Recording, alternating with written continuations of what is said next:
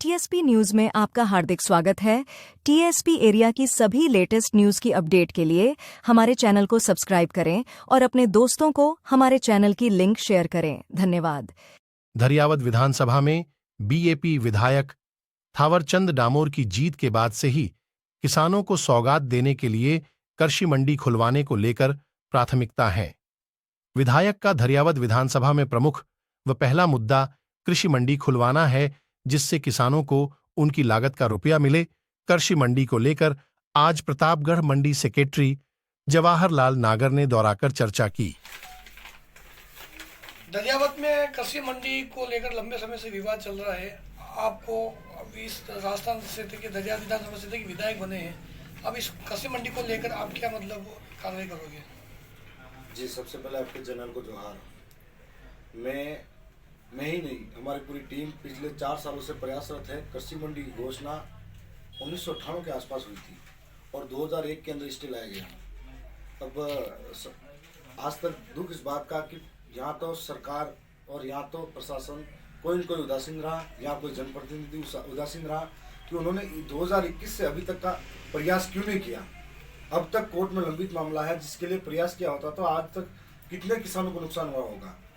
रही बात मेरे चुनाव जीतने के बाद में किसानों की मांगों को मैं प्रबल तरीके से विधानसभा के अंदर भी रखा था और वहाँ पर भी इस बात को कही थी। एक बार नहीं, दो बार मौका मिला, दोनों बार कृषि मंडी की बात कही। और पिछले समय में जो कलेक्टर साहब थे अपने इंद्रजीत जी यादव, उनसे भी बात करी थी। मौके पे हमने उदयपुर से कृषि मंडी सचिव थे, उनको भी बुलाया, वार्तालाप की थी। इस बार फसल कटने आई है और हमारे सामने बहुत विकट समस्या है कि इस बार मैं किसी पर आरोप नहीं लगाना चाहता, लेकिन भोले भाले किसानों को यहाँ पर कई बार लूटा भी जाता है। और ये भी जांच कराऊंगा जो व्यापारी इस बार भी लूटपाट करेंगे कि कोई बाट में कम ज़्यादा करता है, कोई उसके इलेक्ट्रिकल तोड़ने की मापने की जो चीज़ें हैं उनमें भी कम ज़्यादा करता है, और कोई गरीब आदमी है जो 500 का अनाज बेचता है तो उसको 250-300 रुपये पकड़ा के बेच दिया जाता है। उसके भोलेपन का, उस किसान का भोलेपन का फायदा जो उठाते हैं, इस बार किसी को छोड़ूंगा नहीं। लेकिन इस बार फिर भी हमारे नए कलेक्टर महोदय हैं प्रतापगढ़ के, उनसे भी मेरी बात हुई और इस बार कृषि मंडी सचिव जो 2 दिन पहले ही ज्वाइन किया है, उन्होंने एक अच्छी स्टडी करी है और वो यहाँ मौके पर आए हैं।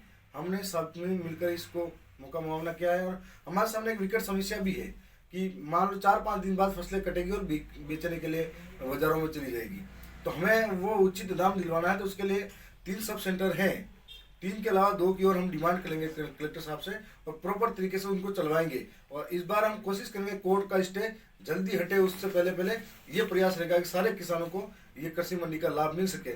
और 2 और सब सेंटर हमारे कलेक्टर साहब से डिमांड करेंगे, एक मुवाड़ा के अंदर और एक पारेल के अंदर खोला जाए, ताकि एक सियार, चितौड़िया और धरियावद के अंदर तो है, तो इसको भी प्रॉपर तरीके से, इसका भी एक प्रचार के तरीके से किसानों को कहेंगे कि यहाँ आइए, यहाँ पे उचित दाम में बेचिए। और जो इस बार गफलत करेगा, किसानों के साथ में धोखाधड़ी करेगा, उसको किसी भी हालत में छोड़ा नहीं जाएगा।